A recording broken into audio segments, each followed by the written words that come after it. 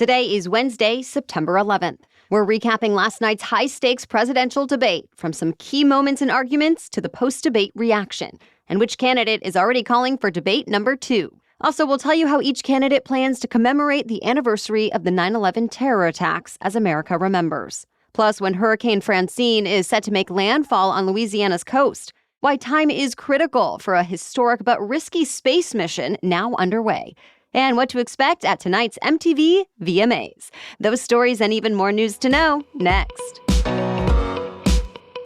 Welcome to The Newsworthy. All the day's news in around 10 minutes. Fast, fair, fun, and on the go. I'm Erica Mandy. Thanks so much for being here. You ready? Let's do this. The first presidential debate between former President Donald Trump and Vice President Kamala Harris is now in the books, and it was a fiery one. It began with a handshake initiated by Harris as the two met for the first time in person. But it quickly escalated as they traded criticisms over the economy, immigration, abortion, national security, and more. Vice President Harris sounded a bit nervous in her first answer, but she quickly found her footing and repeatedly went on offense, attacking Trump on everything from his criminal convictions to his stance on abortion to even the crowd size of his rallies, seemingly trying to get under the former president's skin. And at times, Trump showed frustration. Trump also seemed irritated when the two ABC News moderators fact-checked some of his answers, later saying the debate was 3-on-1. Trump was on sure footing when attacking Harris for increases in inflation and illegal immigration, and asked why she hadn't already done what she says she wants to do. Harris says Trump has no plan, purposely blocked a bipartisan immigration bill, and is more focused on himself than the American people, telling voters it's time to move forward. After the debate, Harris's campaign called Trump angry and rattled and totally incoherent. They said Harris is ready for a second debate, asking, is Donald Trump? Trump didn't commit at this point, but said he would consider it if it was done on a fair network. He also made the argument that Harris only wants a second round because she, quote, lost tonight very badly, and called his own performance his best ever. Also making headlines post-debate, pop superstar Taylor Swift's endorsement. She posted to Instagram that she'll be voting for Vice President Harris. Of course, the big question is how last night's debate might impact the opinions of voters across the country come November, because this is a tight race. Before the debate, a new National Pew Research poll found Harris and Trump tied. So, will that change now? We'll be keeping you updated. Join us again this Saturday for our special edition episode right here on The Newsworthy. You'll hear more analysis of the debate and predictions about what's next from both Republican and Democratic political strategists and commentators. We're just 55 days away from Election Day. One of the nation's hot-button topics, abortion, will literally be on the ballot for more than half a dozen states in November. And that list, once again, includes Missouri. Just hours before ballots were set to be finalized, Missouri's Supreme Court ruled that, actually, an abortion rights measure can stay on the ballot after all. Only days earlier, a lower court judge had ruled the measure invalid because it doesn't identify which laws it would repeal. But now the state's high court reversed that decision. If voters approve the measure, called Amendment 3, it would undo Missouri's near-total abortion ban that went into effect in 2022, enshrining abortion rights in the state's constitution. Critics say the measure misleads voters, and they're disappointed by the latest ruling. But supporters of the amendment are calling it a victory for democracy and reproductive freedom. Missouri's amendment is part of a national push to have voters weigh in on abortion since the U.S. Supreme Court overturned Roe v. Wade. Stay tuned. It's a day of mourning and remembrance here in the U.S. Today marks exactly 23 years since the September 11th terror attacks. And both presidential candidates, as well as the current president, plan to be in New York City and Shanksville, Pennsylvania, to commemorate the day. President Biden and Vice President Harris will mourn the thousands of victims at all three sites hit in the 2001 attacks: the World Trade Center site in New York City, Flight 93 National Memorial in Shanksville, and the Pentagon in Arlington, Virginia. A campaign official for former President Trump has said Trump also plans to visit the 9/11 memorial today, as well as a fire station in New York City before heading to Shanksville. There will be many vigils, ceremonies, memorials, tributes, and other events happening around the country today. Well, Francine has officially become a hurricane now as it barrels toward South Louisiana. At last check, Francine is a Category 1 hurricane, though it may strengthen to a Cat 2 before making landfall today. Mandatory evacuations were already ordered in some coastal communities south of New Orleans. though the storm's impacts will likely affect a larger area of the Gulf Coast and southern U.S. Residents are bracing for major flooding, rain, strong winds, dangerous storm surge, and even possible tornadoes. Many have been filling sandbags, getting gas for their cars, and stocking up on food and other necessities. President Biden declared a federal emergency for Louisiana to help provide support. After Francine makes landfall, the storm is expected to weaken quickly, but its effects will still be felt across a large area. All right, we have even more news for you still coming up. But first, a quick break. When you think about businesses that are selling through the roof like Allbirds or Skims, sure, you think about a great product, a cool brand, and on-point marketing. But an often overlooked secret is actually the businesses behind the business making selling, and for shoppers, buying, simple. For millions of businesses, that business is Shopify.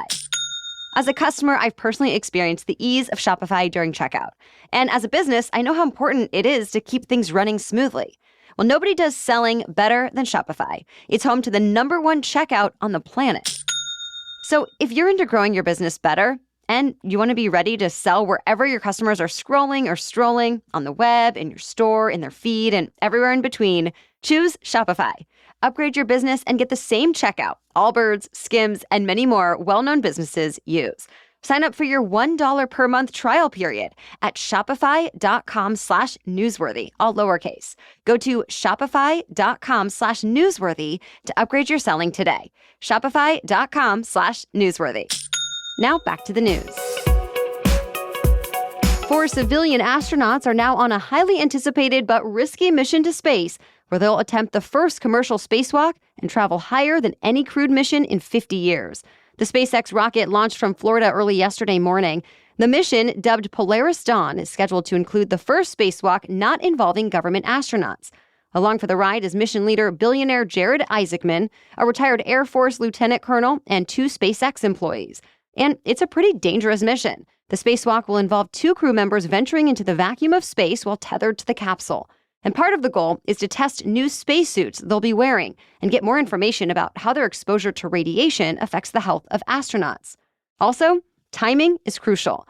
The Polaris Dawn mission will have only enough oxygen and life support for the 5 or 6 days planned, so they had to ensure good weather was scheduled for their return. They plan to splash down in waters off the coast of Florida. Stay tuned. 2 Delta planes collided on the taxiway at the world's busiest airport in Atlanta. The good news? No one was hurt. But passengers say they heard banging and metal scraping sounds as a large jet heading to Tokyo clipped a smaller regional plane operated by Delta subsidiary Endeavor Air. The smaller plane's tail fell off in the collision, and the wing of the larger jet was damaged too. So all passengers were rebooked on different flights. The FAA is now investigating. Well, 2 of the world's biggest tech companies have to pay European regulators billions of dollars in fines and penalties. Google and Apple will shell out $17 billion combined after 2 landmark rulings. The cases were seen as a key test of Europe's efforts to crack down on big tech. This week, the European Union's highest court denied the 2 companies' appeals from earlier decisions. Apple's case dates back to 2016. The EU has now ordered Apple to pay $14.4 billion to Ireland, saying Apple made illegal deals with the government there to avoid paying taxes. Apple argued the decision basically taxes the company twice since it had already paid in the U.S. While Google is now ordered to pay Brussels a couple $2 billion, the court says Google artificially listed its own products higher in search results, suppressing competition. Google said it was disappointed by the ruling, but already made changes to comply. But the company's legal drama is not over. Apple and Google are also facing legal scrutiny here in the U.S.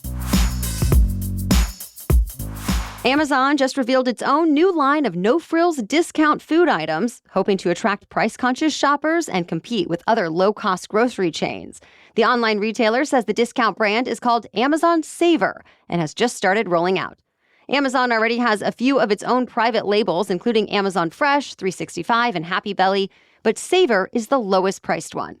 Most of the brand has items that cost less than $5. Think household staples such as crackers and prepackaged deli meats, though the company says it plans to add more than 100 products to the line in the coming months. Retail analysts say customers have cut down on food spending because of inflation, with some prices shooting up 20 to 30% in the last few years. So with this move, Amazon is taking on their rivals who sell discount food, like Aldi, Walmart, and Target. The Walmart and Target have recently announced their own price cuts and already have private label brands popular with customers. The MTV Video Music Awards celebrate their 40th anniversary tonight with a show that promises mega stars and huge spectacles. For starters, the stage at Long Island's UBS Arena will be bigger than ever. It will feature a 62-foot-tall moon person, the iconic representation of the network and the model for the VMA trophy. Then there are the performers.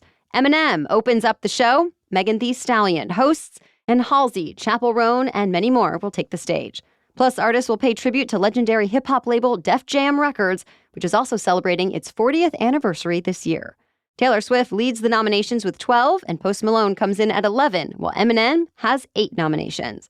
Originally, the awards were supposed to be last night, but the presidential debate threw a wrench in those plans. MTV's VMAs now start at 8 Eastern tonight. And that's it for the main news today, so now it's time for Work Wednesday, when we break down one interesting career or work-related news story every Wednesday. But first, a quick break for our sponsor. When was the last time you played? As in, did something really fun just for yourself? Or maybe you wanted to learn something new, even if you're not good at it. Have you given yourself the time and space to try? Since having a kid, I started to remember how fun it can be to learn and play, and watching my 3-year-old do it with ease has inspired me. I'm still working on making time for it, to be honest, because life, but it has become a priority in a good way. So if you're struggling with this kind of thing or aren't sure where to start, therapy can help you reconnect with your sense of wonder. It's something my therapist has reminded me often, and she's such a good guide when it comes to prioritizing what's important, setting boundaries, and just generally being the best and happiest version of myself. So if you're thinking of starting therapy, give BetterHelp a try. It's entirely online, so it's convenient and flexible. Rediscover your curiosity with BetterHelp. Visit betterhelp.com/newsworthy today to get 10% off your first month. That's BetterHelp, HELP.com/newsworthy. Okay, now back to Work Wednesday. If you've ever wanted to take a long break from your job, even though you're not old enough to retire, you're not alone. And that's where so-called micro-retirements come in. More younger workers are apparently using their savings earlier in life to take on personal projects or challenges they might not physically be able to do later. People who want to climb a mountain or hike the Pacific Crest Trail, for example, or even spend a few months volunteering to build houses, feel they're better off not working while they're still young rather than betting on being able to realize their dreams when they're older. Even traveling the world may call for a micro-retirement or a sabbatical, as it's been called in the past. These career breaks are still pretty rare, but one recent survey found nearly 80% of recent college grads were interested in taking this type of time off from paid work. Still, financial experts caution that so-called micro-retirements will likely delay your actual retirement. Not to mention, they may force you to put on hold other major purchases like a home or car. They add that it's smart to have about twice your annual income saved by the time you're 35. And if you do still want to micro-retire, you should first pay down debt and eliminate unnecessary expenses. Still, many of those who have micro-retired say the trade-offs and cutbacks are worthwhile, that experiences are worth more than money.